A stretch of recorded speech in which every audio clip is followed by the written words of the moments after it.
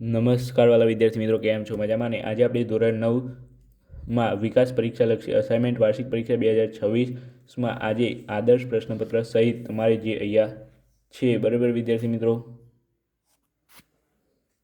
એમાં આજે આપણે ગણિત વિષયમાં ખરા ખોટા જોવાના છીએ. તો વિડીયોને લાઇક, શેર અને સબસ્ક્રાઈબ કરવાનું ભૂલતા નહીં. તો ચાલો, અહીં પ્રકરણ નંબર 1 છે ખરા ખોટામાં પ્રથમ પરીક્ષાના અભ્યાસક્રમમાંથી. વિડીયોને લાઇક, શેર અને સબસ્ક્રાઈબ કરી દેજો. તો ચાલો જોઈ લઈએ અને વિડીયોને એન્ડ સુધી જોજો વિદ્યાર્થી મિત્રો. અહીં છે દરેક સમય સંખ્યા એ વાસ્તવિક સંખ્યા છે, તો એ જવાબ આવશે ખરું. ત્યાર પછી √3 ગુણ્યા √5 બરાબર √8, તો વિદ્યાર્થી મિત્રો એ જવાબ આવશે ખોટું. બરાબર વિદ્યાર્થી મિત્રો, એ જવાબ આપેલા જ છે નીચે તમે જોઈ શકો છો.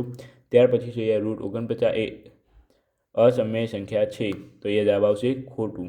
ત્યાર પછી √12નો સમયકારક અવયવ √2 છે, તો વિદ્યાર્થી મિત્રો એ જવાબ આવશે ખોટું. ત્યાર પછી 5ની 2/3 અને એની પણ 6 બરાબર 125, તો એ જવાબ આવશે ખોટું. બરાબર વિદ્યાર્થી મિત્રો.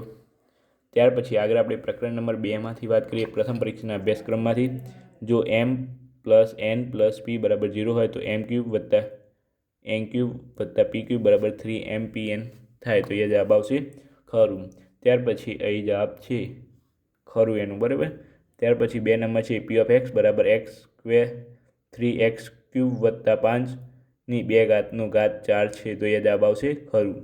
બહુપદી 4/3 ની 4 - 3x³ - 7/8 x² - x + 8માં x² સહગુણક 7/8 છે, તો એ જવાબ આવશે ખોટું.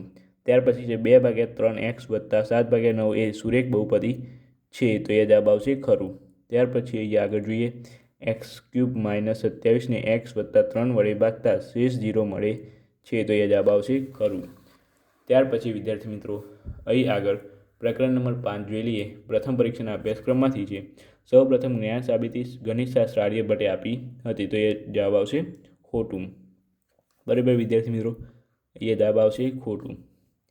ત્યાર પછી એ છે ઘન સમતલ એ રેખા બિંદુ સીધા ઘન સમતલ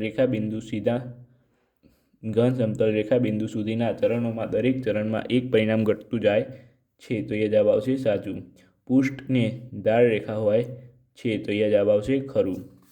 ત્યાર પછી આગળ આપણે વાત કરીએ તો વિદ્યાર્થી મિત્રો અહીંયા છે યુક્લિડે થેલ્સનો ખ્યાતનામ વિદ્યાર્થી હતો, તો એ જવાબ આવશે ખોટું. ત્યાર પછી અહીંયા છે સરખી વસ્તુઓના બમણા એકબીજાને સમાન હોય છે, તો એ જવાબ આવશે ખરું. ત્યાર પછી પ્રકરણ નંબર 7ના આપણે ખરા ખોટા જોઈ લઈએ વિદ્યાર્થી મિત્રો.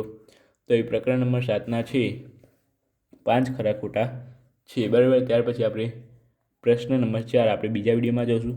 અહીંયા પ્રકરણ નંબર 7 દ્વિતીય પરીક્ષાના અભ્યાસક્રમમાંથી છે, તો વિડીયોને લાઇક, શેર અને સબસ્ક્રાઈબ કરી દેજો. અહીંયા વિડીયોને પહેલાં અહીંયા છે જો કોઈ એક ત્રિકોણની 2 બાજુઓ અને કોઈ એક ખૂણો બીજા ત્રિકોણની 2 બાજુઓ અને એક ખૂણો સમાન હોય, તો આ બંને ત્રિકોણ એકરૂપ જ હોય, તો એ જવાબ આવશે ખોટું.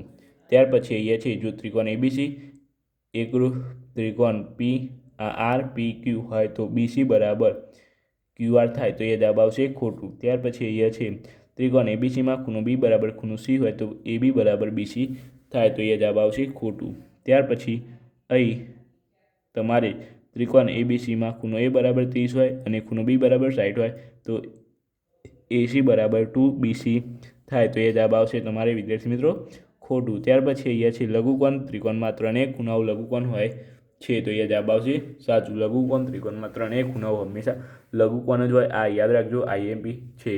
તો વિડીયો કેવો લાગ્યો હોય, સારો લાગ્યો હોય તો નીચે લાઇક કરી દો અને તમારે આગળ કયા પ્રકારના વિડીયો જોઈએ છે, કયા વિષયના વિડીયો જોઈએ છે તે નીચે જરૂરથી કમેન્ટ કરીને જણાવજો. તો ચાલો મળીને આ વિડીયો સાથે. Thank you so much. Video જોવા તમારો ખૂબ ખૂબ આભાર.